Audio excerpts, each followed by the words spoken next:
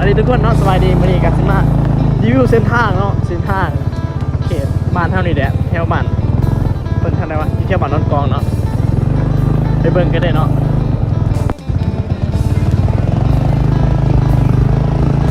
แบบสู้ใต้ขนาดเนาะ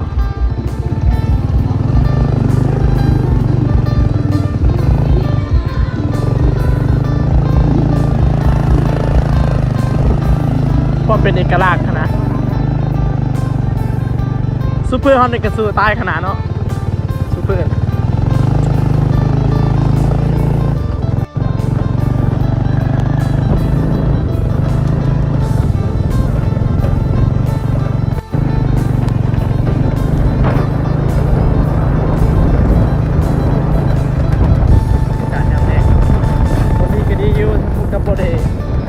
บริจาควัตถุบอลล้อม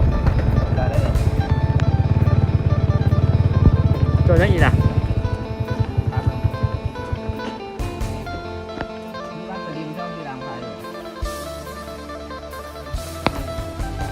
มันเป็นแบบแล้วให้มันเป็นดี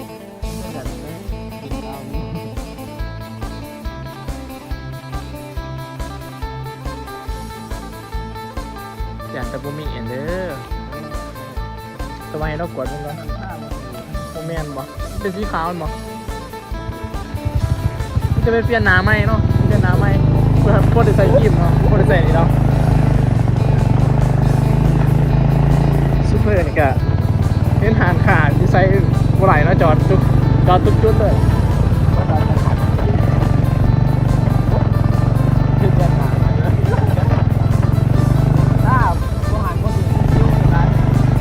ซูเปอร์หรือว่าเลือกของผ่านหนาเนาะจะแนะนำเพื่อนจะเปลี่ยนหนาใหม่เนาะหาอยู่หันได้กับบ่มีต่อไปก็คือสิได้เปลี่ยนหนาใหม่เป็นโปรโซหนาเนาะเอารถใหม่เด้อ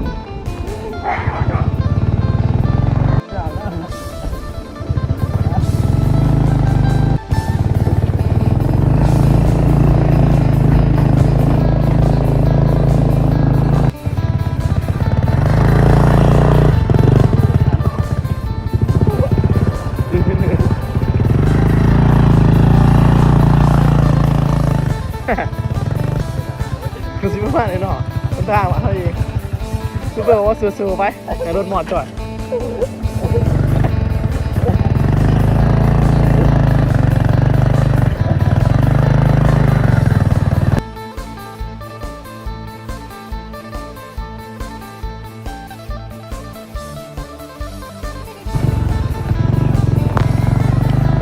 ขี่รถไปน้ำมาส้มวิวไปน้ำพาไปส้มเนาะซูเปอร์ขี่รถซ่าเนาะเอารถซ่าผมได้ใจไปไหนเนาะแต่ว่าเก่งเนาะผมพัดลมก็ดีใจแล้วมันนี่ก็ซิมีวัดเนาะ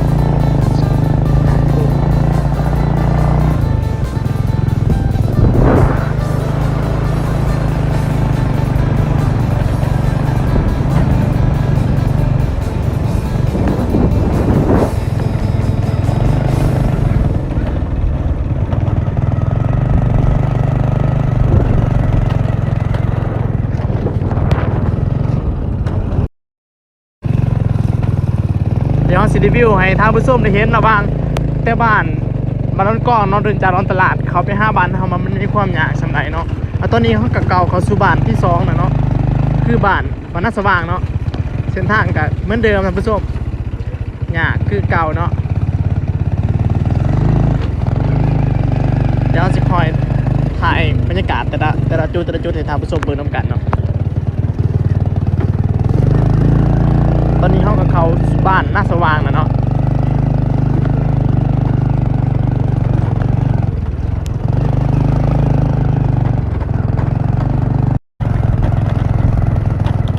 พอเกษตรกันเนาะขี่รถไปได้อย่างหนึ่งซูเปอร์กะรู้สึกว่าเมื่อยเนาะเรากินน้ำหน่อยหนึ่งหิวน้ำซูเปอร์หิวน้ำวะ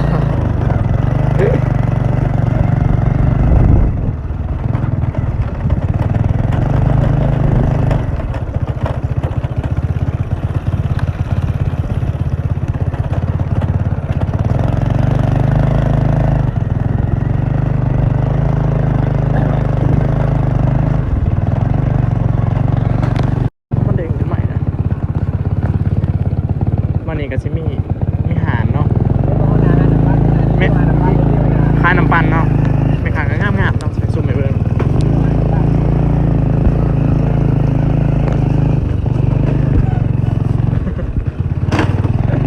ซุ่มลายบ่ไหลเนาะเพราะว่าดันพัวเขาเนาะดันพัวเขามานอนตีเนาะโอเคตั้งใจครับรถได้ซูเปอร์โอตมอไลน์เนาะ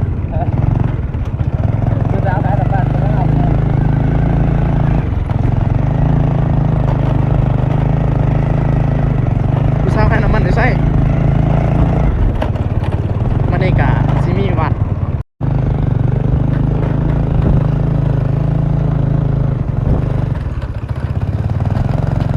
บาทน่าสว่างที่สุด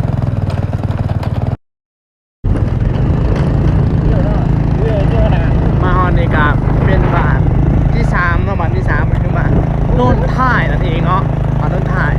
เมื่อก็จะอาหารได้เมื่อเยอะ ตั้งใจขับรถนั่นแหละเอารถเป็นยังอีกบอกแล้วระวังท่ารถเริ่มสองไปแล้วเนาะ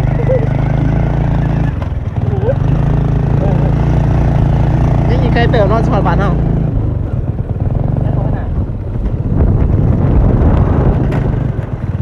บาทต้นท้ายก็เป็นอีกหมู่บ้านหนึ่งเนาะ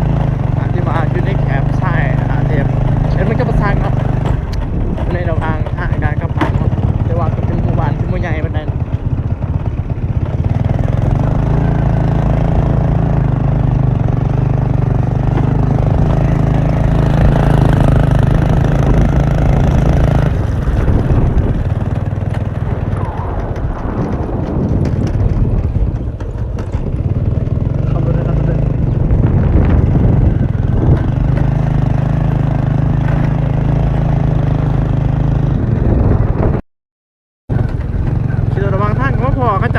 น่าจะเป็นยืนเบาพื้นกันเนาะจะเป็นเบาพื้นกัน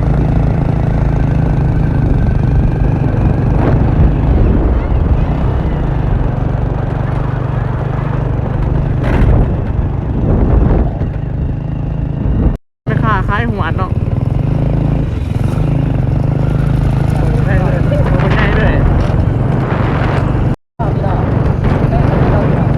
กล้องหน้าก็สิมั่วได้นิดเนาะ